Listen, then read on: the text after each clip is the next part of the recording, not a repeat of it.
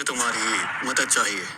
ये बात इसी मामले की है, भविष्यवाणी करनी है। किस बारे में भविष्यवाणी? निष्ठा और विश्वासघात। हाँ, मैं नहीं कर सकती। क्यों नहीं? किसी के मन को कोई नहीं पढ़ सकता। ऐसी भविष्यवाणी कभी सही नहीं होती। लेकिन अगर महाराज सच में मंत्री राम को लेकर चिंतित हैं, तो कल भावना देवी को राजमहल में मेरे साथ चाय पे बुलाइए। चाय? अच्छा तो फिर ठीक है, जैसा तुम चाहो वैसा ही होगा। महाराज, मंत्री राम विजय लेकर लौटे हैं, लेकिन सड़क से गुजरते समय घोड़े से उतरे नहीं। यह इस बात का संकेत है कि वो आपसे ऊपर होना चाहते हैं। महाराज, मैंने ये भी सुना है कि मंत्री राम ने शत्रु राज्य की शाही मुद्रा पकड़ ली है, पर उसे आपको सौंपने के बजाय खुद रख ली। मंत्री का इरादा गद्दारी का लग रहा है। किसी के मन को कोई नहीं पढ़ सकता। ऐसी भविष्यवाणी कभी सही नहीं होती। लेकिन अगर महाराज सच में मंत्री राम को लेकर चिंतित हैं, तो कल भावना देवी को राजमहल में मेरे साथ चाय पे बुलाइए। मोहिनी, मुझे उम्मीद है इस बार भी तुम मुझे चकित करोगी।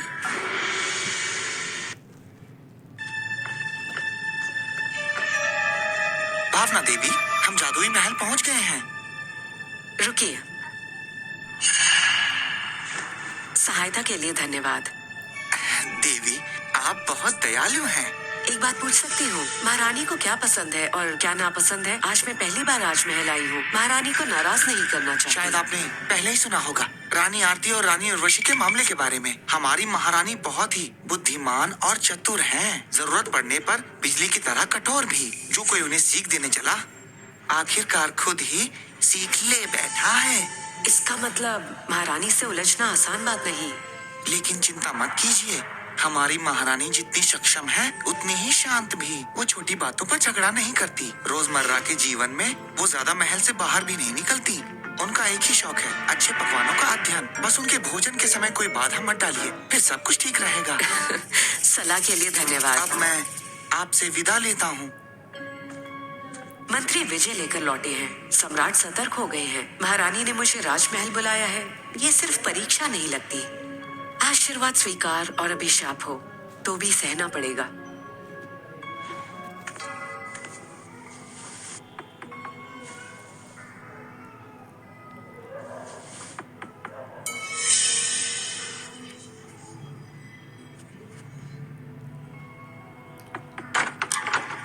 आप ही भावना देवी होंगी। हमें क्षमा कीजिए, अंदर बहुत शोर हो रहा था। आपके दस्तक देने की आवाज नहीं आई। कृपया अंदर आइए, महारानी आपका इंतजार कर रही हैं।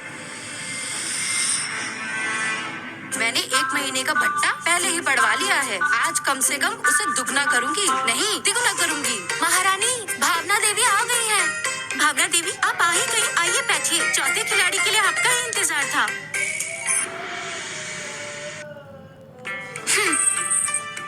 चलिए ना, बैठिए। सम्राट ने कहा आप पत्ते खेलना भी जानती हैं। थोड़ा बहुत। बहुत बढ़िया, आइए बाहर खिलाते हैं। मैं समझ रही थी महारानी बहुत चतुर और भयानक होंगी, पर ये सब क्या चल रहा है? कहीं ऐसा तो नहीं वो मेरी परीक्षा ले रही हैं? अरे बाप रे, भावना देवी, आपने तो कहा था आपको बस थोड़ा आता है, लेकिन आप तो पूरी माहिर निकली। हम सबके चेहरे पर सजा के निशान भरे पड़े हैं और आपका चेहरा बिल्कुल साफ। महारानी, क्या महारानी मुझे ताना मार रही हैं? पर उनके चेहरे पर जो निशान है वो मेरी वजह से नहीं है। छोड़िए छोड़िए, फिर शुरू करते हैं। इस महल को यकीन ही नहीं होता कि मैं आपसे जीत नहीं सकती। आइए। 3 गोला। हाँ। 6 बिंदी। हे भगवान, क्या मैं एक बार भी नहीं जीत सकती? 8 अक्षर। मैं जीत गई। मेरी किस्मत आखिर लौट आई। भावना देवी, क्या आपने जानबूझकर मुझे जीतने दिया? महारानी, मैं तो। भावना देवी, आप वाकई कमाल है। आपको कैसे पता चला कौन सा पत्ता जिताएगा? क्या आप हर दाव मुझे ही जिता दिया करेंगी? महारानी, आप ऐसा नहीं कर सकती। ओहो, ठीक है, मैं तो मजाक कर रही थी। भावना देवी, अब आगे से छुप कर भी मुझे मत जिताना। मुझे सीधी ईमानदार जीत चाहिए, समझी?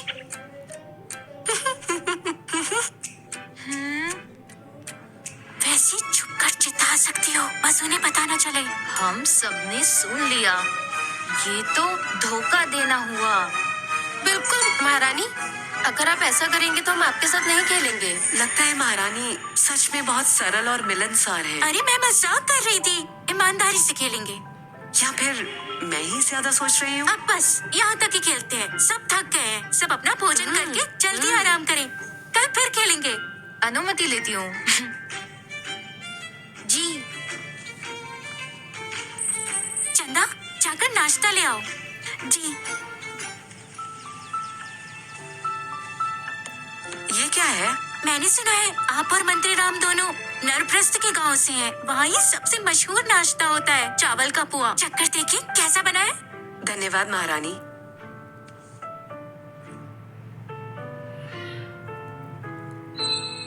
स्वादिष्ट है। मैं पिछले कई दशकों से मंत्री के साथ घर से दूर रहती आई हूँ। सीमा के पास का क्षेत्र बहुत कठोर होता है। तो फिर और लीजिए, थोड़ी देर में मैं रसोई से और भी व्यंजन बनवाऊंगी। जब आप लौटेंगी तो कुछ मंत्री राम के लिए भी ले जाइएगा। धन्यवाद महारानी।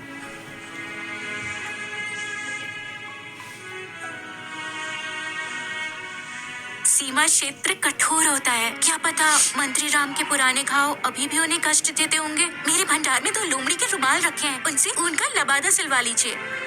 धन्यवाद महारानी। सीमा पर जीवन कठिन होता है। आपकी चिंता ने मुझे छू लिया। मैं हमेशा से सीमा के जीवन के बारे में जानना चाहती थी। आप मुझे और बताइए ना। जो कुछ मुझे पता है मैं आपको बताऊंगी। बैठिए।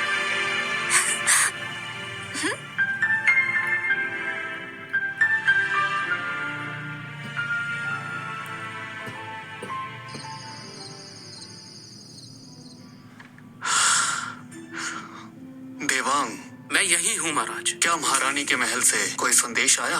महाराज को सूचित करूँ तो भावना देवी महल के द्वार बंद होने से पहले ही लौट चुकी हैं। महारानी के महल से अभी तक कोई समाचार नहीं आया।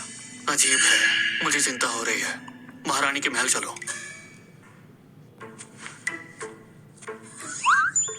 महाराज। लगता है पूरा दिन आपने भावना देवी के साथ बिताया। बिल्कुल। तो उनके बारे में आपका क्या विचार है? भावना देवी वो अत्यंत उत्तम स्त्री है। वो एक अद्भुत स्त्री है, बहुत ही प्रभावशाली है, महजूम खेलने में माहिर है। हाँ? और भावना देवी बहुत ही समझदार और विनम्र स्वभाव की है। उनकी बातें सुनना मुझे बहुत अच्छा लगा। उनकी कहानी सुनाने की कला बहुत ज्यादा विचित्र है। मुझे ये सब नहीं सुनना, सीधे बात पे आइए। हाँ हाँ, मूल बात पर आती हूँ। मूल बात यह है कि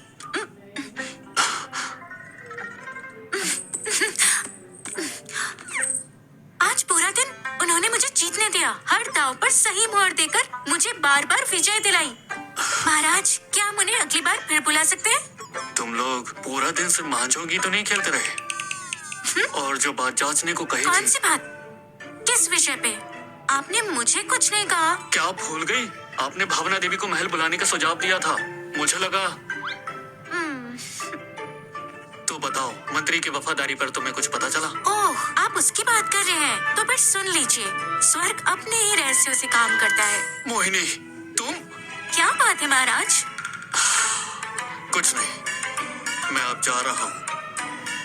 महाराज कृपया संभल कर। देवांग, मैं उपस्थित हूँ। जाओ और महारानी के महाजों को कुछ समय के लिए जब्त कर लो। जी। महाराज, ये आप क्या कर रहे हैं? क्षमा कीजिए महारानी। मैं तुम्हें मार डालूंगी।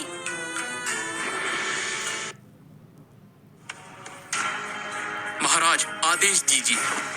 कहो। आज सुबह ही भावना देवी कई रथों के काफिले के साथ आई और सीमा से लाए गए मंत्री राम के सभी योद्धा पूरी तरह से राजकोष में जमा कर दिए। क्या ये सच है? हाँ महाराज, बिल्कुल सच। उसमें कई चीजें उनके परिवार के पूर्वज की विरासत भी थी। अच्छा, दरबार आरंभ करो। सुना है आज सुबह भावना देवी। महाराज, मुझे एक बात कहनी है। खुल के कहो मंत्री राम। 18 वर्षों से मैं सेना का नेतृत्व करता आया हूँ। महाराज ने मुझ पर जो विश्वास किया है उसे मैं प्राण देकर भी चुका नहीं सकता। मैं अपने परिवार के जीवन की कसम खा के कहता हूँ कि महाराज के प्रति मेरी वफादारी अटल है। शाबाश मंत्री राम, खड़े हो जाइए। तुमने मेहनत से बड़ा कार्य किया है। मैं तुम्हारा आभारी रहूंगा और तुम्हें उचित पुरस्कार दूंगा ताकि मंत्रियों का मन न टूटे। महाराज प्रजा के सुख दुख का ध्यान रखते हैं। महारानी भी करुणा और प्रेम से सबका पालन करती है। ऐसे महाराज और महारानी की सेवा करना मेरा सौभाग्य है। हमारा ये विश्वास पूरे जगत के लिए वरदान है। आज से मैं मंत्री राम को सेना का उत्तराधिकारी बनाता हूँ और भावना देवी को उत्तम मोहरें दी जाती हैं। साथ ही 10,000 चांदी के सिक्के इनाम के रूप में दिए जाते हैं। महाराज की कृपा के लिए कोटि कोटि प्रणाम। लगता है मैंने महारानी को गलत समझ लिया था।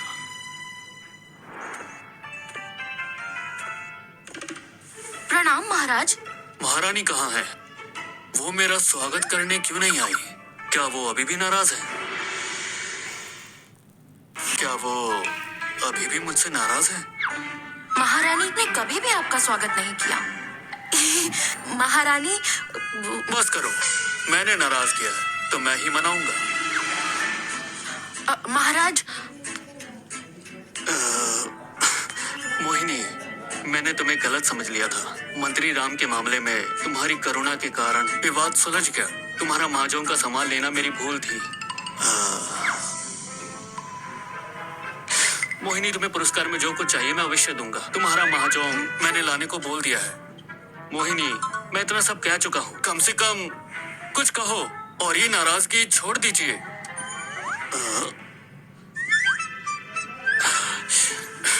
मोहिनी, आखिर तुम कुछ कहती क्यों नहीं? अब हम तुम्हें कैसे मनाएं?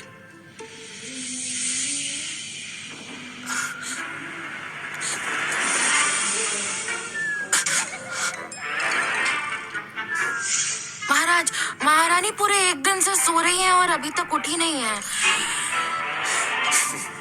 ओह, तो ऐसा है क्या? तो बात ये है मोहिनी, मेरी उत्तम महारानी। देवांग, क्या महारानी ने मेरे लिए कोई संदेश भेजा है? अभी तक नहीं महाराज।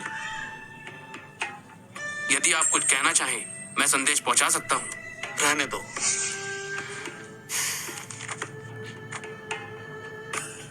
अजीब बात है, मोहिनी ने अभी तक संदेश क्यों नहीं भेजा? क्या वो मेरे तोहफे से संतुष्ट नहीं है? असल में उसके पास सारी चीजें हैं। मैं उसे क्या समझ गया। आप क्या समझ गए महाराज? देवांग, महारानी के अच्छे कामों की बात 6 महलों में फैला दो। सब रानियां महारानी से कुछ सीखे, ना लड़ाई करे, ना जलन रखे, बस प्रजा की भलाई के लिए काम करे। मैं अभी इंतजाम करता हूँ। अब तो वो जरूर मुझे माफ कर देगी।